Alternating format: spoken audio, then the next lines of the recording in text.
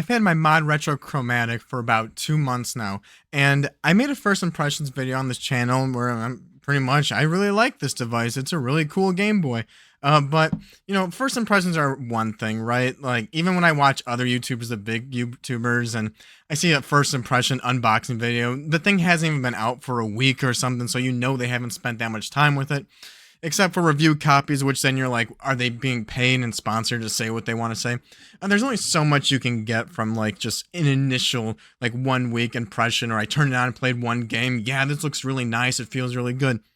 And there's another thing to actually live with it. And so it's been about 2 months since I've had my ModRetro Chromatic, and I've had some new stories to tell about it, some new experiences that I didn't have in my first impressions because I haven't lived it.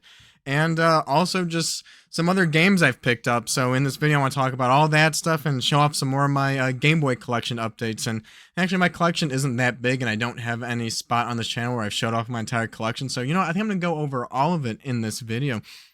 And I want to talk about a negative that's come up with this ModRetro Chromatic. And surprisingly, it's because it's made out of metal. In the winter months, it's really cold, and I like to keep my house cold, okay? I like to keep my thermostat set at 67 degrees, and I swear, I enjoy being cold. If that thing gets moved up to 68, like if my wife knocks that thing up to 68 degrees, I'm sweating my ass off, man. So I love it at 67, but it's kind of like, for someone who loves cold, I also have Raynaud's, and if you don't know what that is, it's where your fingers, like when your hands in particular get cold, your fingers can turn white, like the tips of it. It's really painful. I have to run my hand under hot water and stuff like that. And during those winter months, there's about 2 months in particular where it's just like really, really cold in this house, in this basement, in other rooms. And I'm playing my ModRetro Chromatic, this handheld, and this metal got really, really cold, and like my fingers were getting white, and it was almost like torture playing it. It was quite uncomfortable. Like I have to like warm it up or something. And I almost wanted to knock on that. Like I didn't have that in my first impressions review because I wasn't using it. Like, I haven't been playing it daily, maybe twice a week, once a week, no times in the week, but I have been playing it consistently. Anytime I get handheld game time, that's where I'm replacing that with this, where I've like previously been playing some DS games.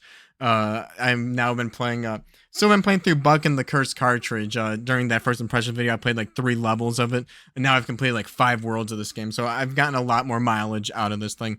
But in the cold weather, this thing gets really cold, to the point where it's like, I almost wish it was just hard plastic like the original Game Boy. And at the same time, I want to knock it for being cold like that. But I also recognize like not everybody has Raynaud's. It's really a personal thing. So like your mileage will vary. I think it's just something like to be aware of, that this thing can get cold because it's metal. And at the same time, like I almost wish it was a hard plastic, right? This is advertised as the last Game Boy you'll ever need, and maybe because it's made out of metal. But at the same time, I go into the used game stores and I see Game Boy colors, right? Hard plastic Game Boy colors, they still work. So this being metal, like, really is not necessary, in my opinion. Does it feel premium at times? Yeah. Especially now that we're getting into like the spring, it's a lot warmer, very comfortable, like shape and build, and that cold metal doesn't bother me nearly as much. Again, that's like probably just like 2 months of the year. But at the same time, it's like, could they got the cost down and just made it a hard plastic? Probably. But still, that's really like the biggest negative about it for me. Some pros I didn't know about till I used it is the menu button here. I really like that it has an adjustable brightness. I know there was a backlit screen, but like in that initial impressions video, I really wasn't using the brightness too much.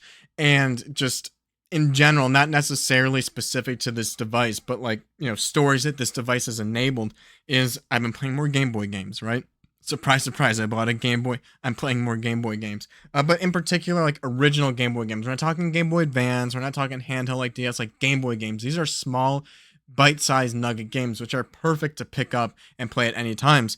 When I was playing some of those DS games, a lot of those games started out like that, but towards the end, I had to get a little more like main game mindset, where like this level, because the game progressed to a point where it's like the levels just got a little longer or harder, I need to sit down and dedicate some time to it. Game Boy games, I'm sure there are some like that, but at least Buck and the Curse cartridge, because this is really the only one I've been playing. It never really has got to that point. Like, all the levels are still like small bite size and is perfect. But what comes after winter is the spring, right? And there's been a lot of thunderstorms lately.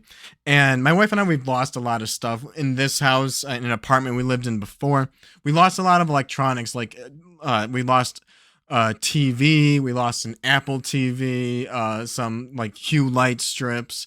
We lost a lot of outlets in this house, like these like GFCI outlets. They have gone out, and we had to get those replaced. And so we're just at the point where it's like, if it's lightning outside and thunderstorming, anything that's not in a good surge protector, which we have invested a lot of money in good surge protectors that we like trust, anything that's not plugged into a good surge protector, we unplug, because we have an adjustable bed upstairs, and like that wasn't even in use, and like a lightning power surge like ruined that. And we had to call the support, get a new part sent, a replacement part. And so we've had a lot of thunderstorms lately in the spring. And in the past, sometimes, we would light a candle, just sit on our phones or whatever, or sometimes we play Switch and put it in tabletop mode. But that really depends on what game we're playing at the time. And I've been playing Resident Evil 9 lately on the Switch too, except I want to play that game docked. Like, I don't want to play that game handheld. Some people like Switch 2 and Switch 1 games handheld, but I don't. I didn't want to play that handheld or dock mode. And at the same time, these storms happened like after we put the kids to bed. We really didn't have that much time before getting ready to bed. It just like wasn't worth the time to set up and play that game. I wanted a small bite-sized nugget game. And so this device being completely like disconnected from, all the outlets and everything, just a handheld gaming device. I've been playing a lot of Buck during thunderstorms, and I just really appreciate and loved it. And then that's where that brightness comes in with the screen brightness, because we were playing in the dark, because we want all the lights off, because just try to really reduce our risk of anything going out from the lightning. And it was too bright at first, but then I was able to lower that brightness, and it was just absolutely fantastic. So playing the Game Boy, you could do that with any device, but that adjustable brightness screen on this thing is so good, and the brightness is really the backlit screen is really the reason. In that previous video, I talked about how I am planning on getting one of these ModRetro Chromatics for my son for his birthday, and this is going to be his first ever gaming console. And I actually have like Nintendo Switch games like all ready for him, right? But at the same time, it's like I don't know when I'm gonna give these to him. If like at what age to start on like Nintendo Switch. He probably could. Like I'm like he will learn if I gave it to him. But like we're trying hard not to make an iPad baby, right? How much like you see online about iPad kids and all that. We still haven't given him a tablet or anything. And something like Paw Patrol World, that's gonna just blow his mind, right? And he loves Monster Trucks too. That's gonna blow his mind. But even if those games only use 2 buttons, the Switch controllers still have like 8 or 12 buttons on it in total. Something about like a Game Boy, which is a D-pad and 2 buttons, is way more just simplified.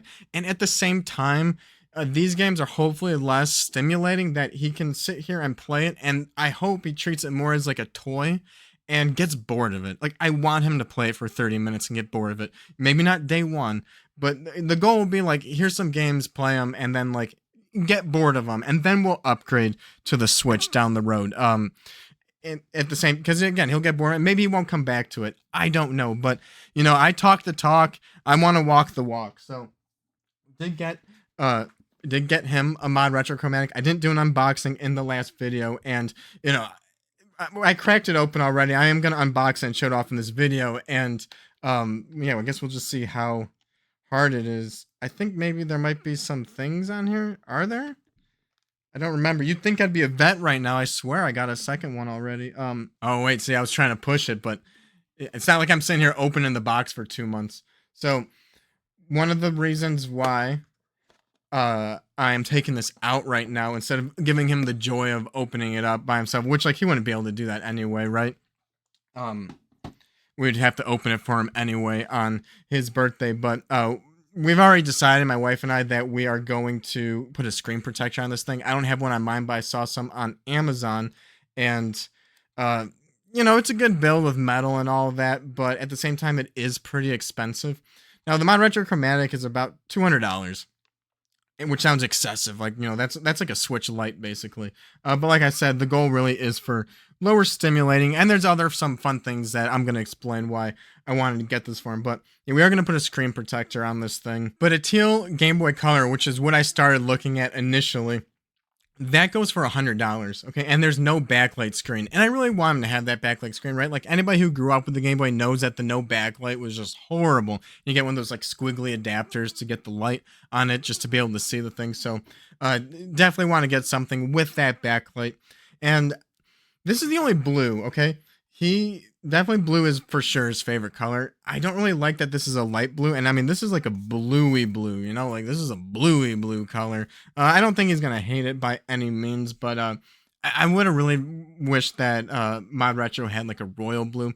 I don't personally love this blue, but again, maybe I was thinking about getting that red orangish color, but I mean, blue is just his favorite color, so I am gonna go with the blue one. And of course, every ModRetro still comes with a copy of Tetris, so that's like another $45 out of the 200. That helps ease the cost. And Tetris is a good game for him. He actually has like a little like kind of like baby camera, some like Chinese little like cheap camera thing that we got because it'd be so cute for him to go around and take pictures and stuff. And like within like the first 30 minutes of having it, he navigated. We didn't even know that there was like a game section on it. So his first experience with like video games is on this little camera that you have to use like the top button. It's all just like the controls are absolute BS, but it has Tetris on it. It has a version of Tetris on it, and so he doesn't really know how to play Tetris, but at the same time he already has exposure to Tetris, so that'd be a good, that's just a decent one for him to have in the mix.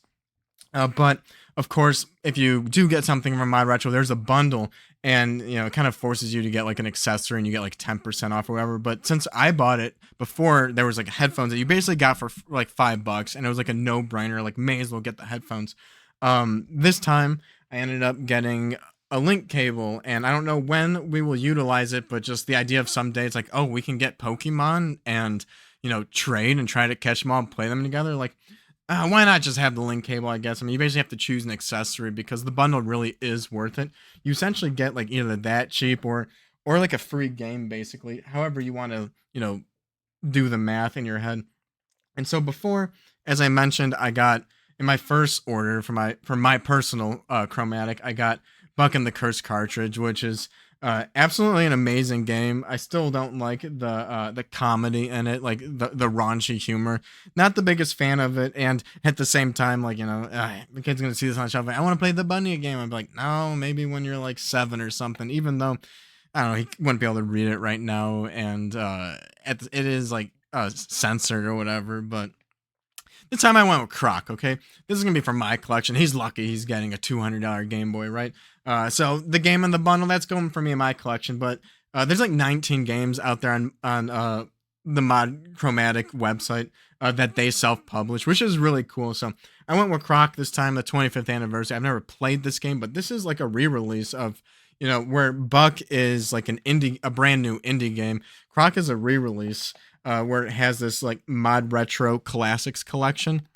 So that's really cool. Like, I love that idea. Like, I think of like for like movies, like the Criterion Collection, like kind of independent label that's licensed and able to re-release stuff. And I kind of wanted Rayman, but Croc.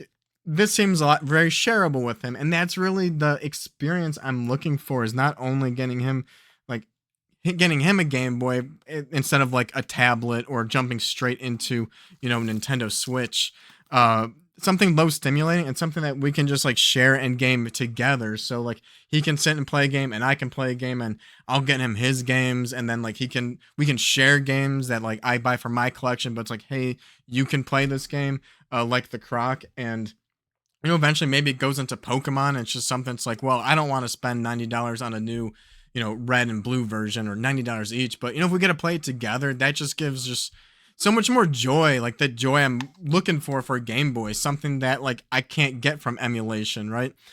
Sure, I still intend on getting an EverDrive for me personally. But then I lose that shareability of like, hey, you have to like go scroll down here. It's just not as fun, right? Like that experience of like, hey, like, can I borrow your game? You can borrow my game. Like, I want to do that. I want us to go into a game store. We have a local game store in our downtown area, and every summer they do farmers markets like every week. And we go online, we go to the food trucks and stuff. And there's this game store that I have no idea how they're still in business. I went in like one time. It was small. It kind of smelled. The prices were kind of high. But now it's like, you know what? I want the experience. It'd be fun to be like, let's go to the farmer's market. Let's go in the game store and let's each pick a game. And then we'll get my daughter in the mix too, hopefully, as she gets old enough to do that. You know, I know the Game Boy has like Barbie games and stuff like that. So like, let's all go pick a game and we'll each buy a game. And then we'll go home and play it and then sit on the couch together. And I think that's going to be really fun. I don't know if that will happen. But you know, I'm investing into that future, right? And so, and I've been doing that. I've been going to the game stores lately, buying some games. I intend on making a video going over all the retro games I had. So I got a couple more, like with this Game Boy. Like as I play these games like Buck, I'm just going to the game store. I can buy any game I want with all these consoles I have, and I'm just like, I'm gonna spend $100 at the game store and kind of get back into it. I'm gonna make mistakes along the way, but let's just get into it. And I'm gravitating towards Game Boy. Like the past 2 times I've been to game stores, I walked out with Game Boy games, and I could have just easily been like, I can emulate these games, I can play it later. But now it's like there's a shareability factor, right? So it's like if I get the game physical, it might be for my collection right now. Maybe my son's not gonna be ready for it right away, but it's just like we're gonna get to that point, and maybe he'll get to the point where he's gonna EverDrive flash card it too. But that like, you know, that physical wonder of seeing it, like he's already like that about toys, like seeing the toy and all of that. Like I want to give that experience with games as well.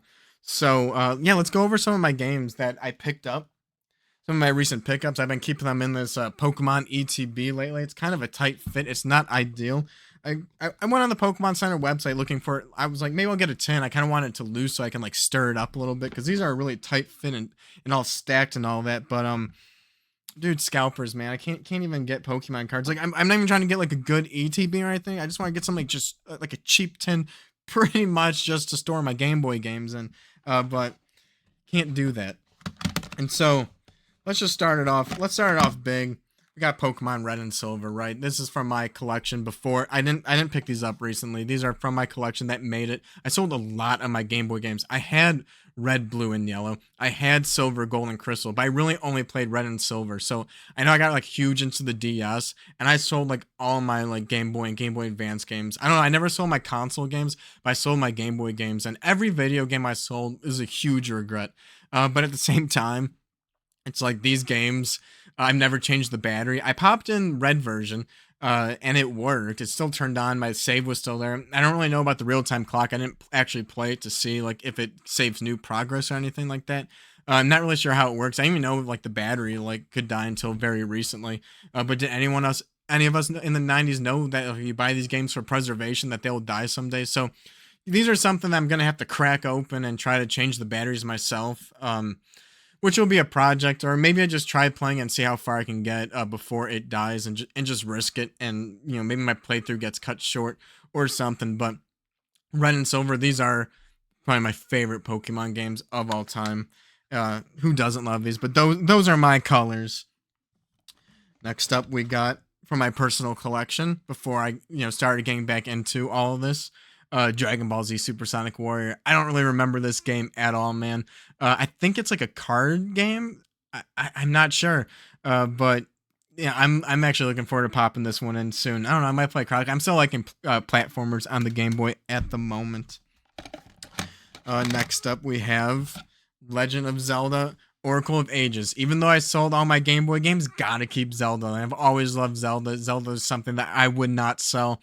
I played Oracle of Seasons a few years ago on my Switch Lite with the NSO. So I'm all set up, ready to play this game. I think I have a screenshot of my code, of my password from that game. From maybe it's somewhere on my phone. I hope I didn't delete it. And so maybe I'll try to plug that in here and try to get that extra ending once you beat both games and you start with that code. I don't think I ever beat Oracle of Ages. I think this game was too hard for me as a kid. But I played Season, so I know the scope of this game and like how long it's going to be. So looking forward to playing this one too. Of course, we saw Buck and the Curse cartridge, and we saw Croc, and of course, ModRetro comes with Tetris, so I still have that in my box at the moment. In my first retro pickup, I picked up Donkey Kong Country on the Game Boy Color. I noticed that this has a battery too, so I don't know about this with like the real time clock. Maybe this one's dead too. It didn't have a sticker on it saying like, "Oh, the battery has been changed" or anything like that.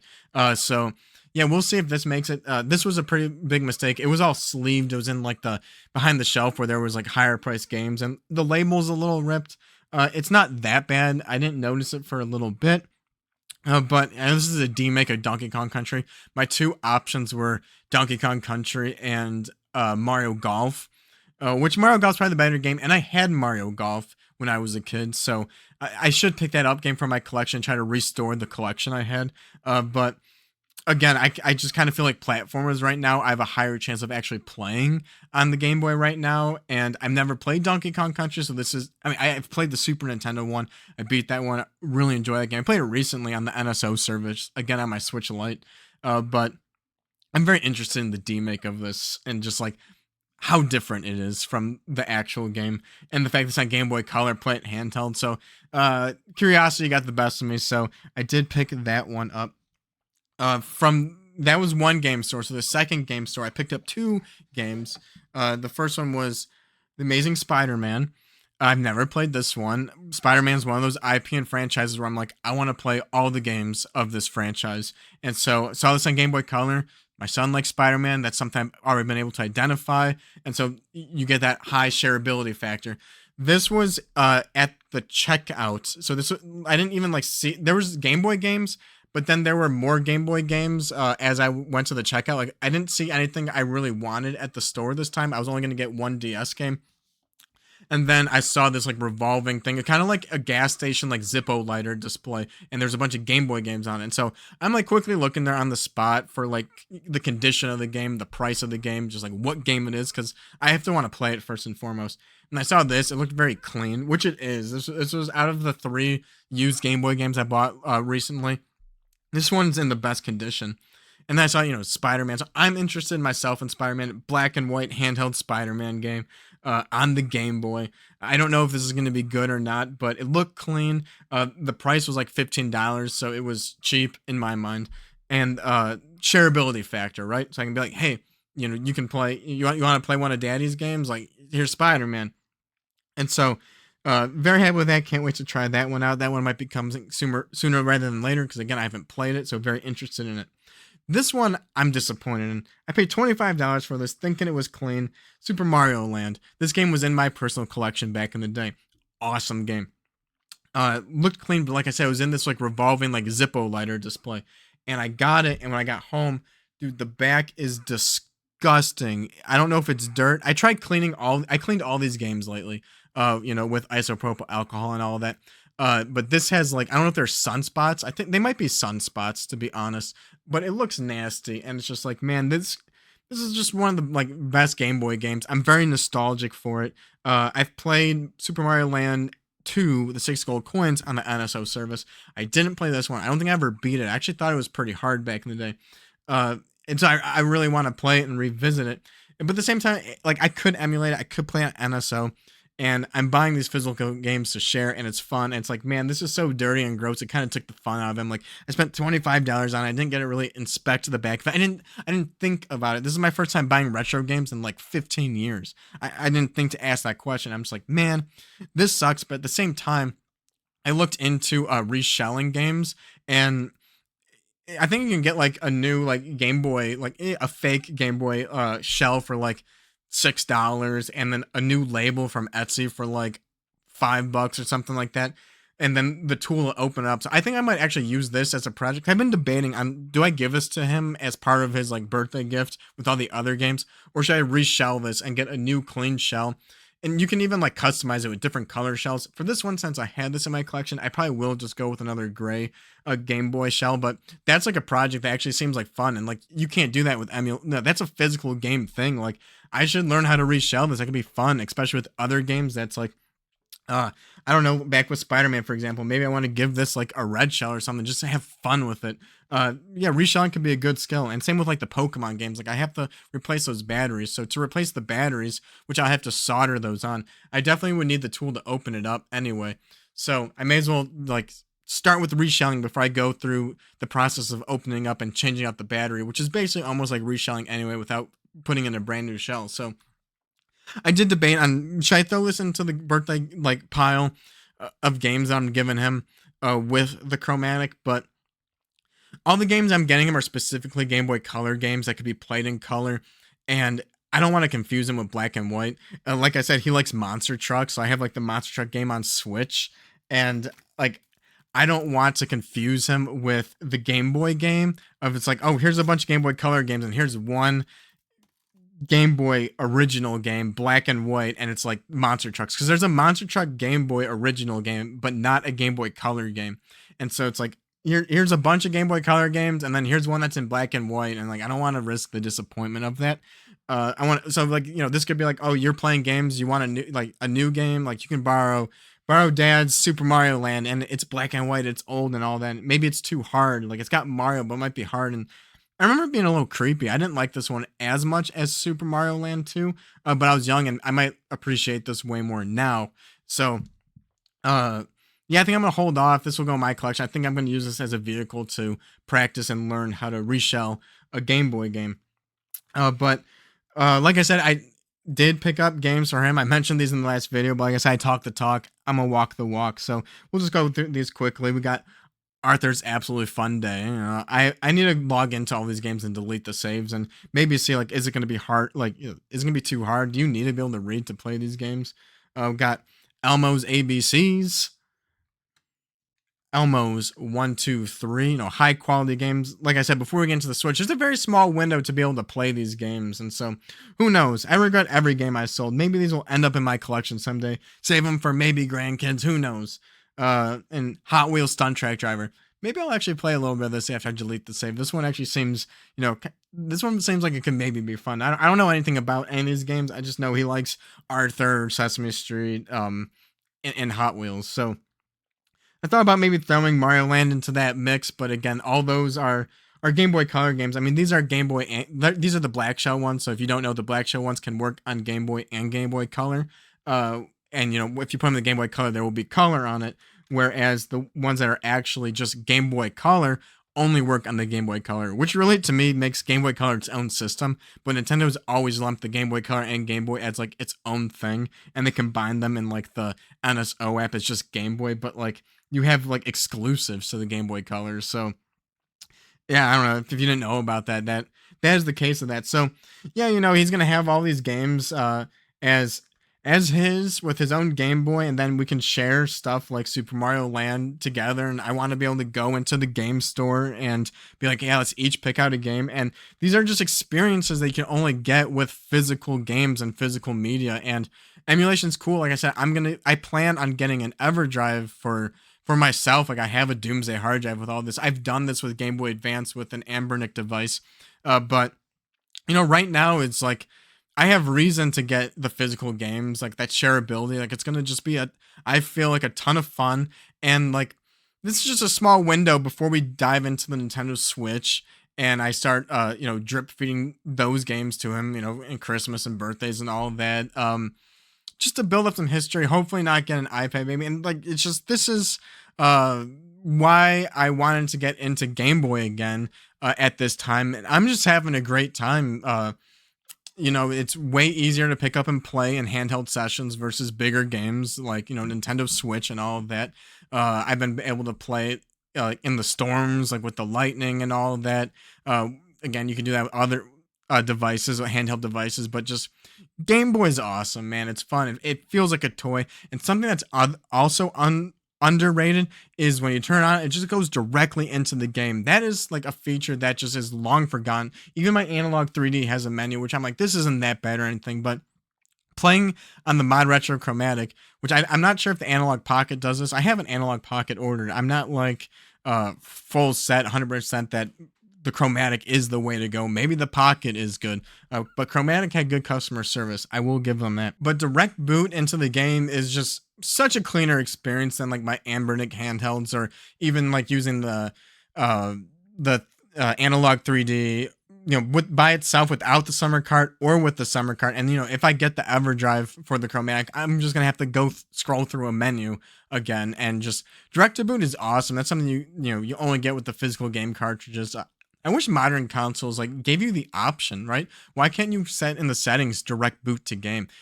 Especially if you have the disc or something. And like, I think that's ridiculous. You should allow that. It's great. Yeah, so this is my 2 month update with the ModRetro Chromatic. A lot of good, some bad, some that is not, some experiences that are not exclusive to the ModRetro Chromatic. A lot of the stuff like the collecting aspect of it, the shareability aspect, you can do that with real Game Boy Colors, with modded Game Boy Colors, like, get it modded with a backlight. You don't really need the ModRetro Chromatic. The metal is almost like a negative in my opinion, but it's easy to order something brand new, and I'm someone who likes new, especially when it comes to handhelds and like game controllers, right? I don't really like the griminess of a used handheld or a used controller. I can do used consoles and used games because you're not like spending this intimate time hands on with them. And so it's just nice to be able to order something brand new and it's just available right now. The games, like the ModRetro published games, awesome boxes, really fun to collect. There's like 19 of them in total, I believe. They might have added like two more. Maybe it's up to 21, but that small amount of number of games makes it that like, you can complete that collection. It's very doable, and that's something I intend on continuing to support. So you can buy brand new Game Boy games. You can buy old Game Boy games. Buy a bad condition Game Boy game and reshell it. I intend on doing that next. It's just a fun time, man. And so let me know what you guys think in the comments. Do you have a ModRetro Chromatic? Do you plan on getting one? Do you like Game Boy? I mean, even if you emulate Game Boy and you're watching this video, like, they're great games, right? They're fun. Like, you can still emulate and get that experience of that bite-sized gaming. What's your favorite Game Boy game? Let me know down in the comments. Like and subscribe if you enjoyed the video, and I'll see you in the next one. Later.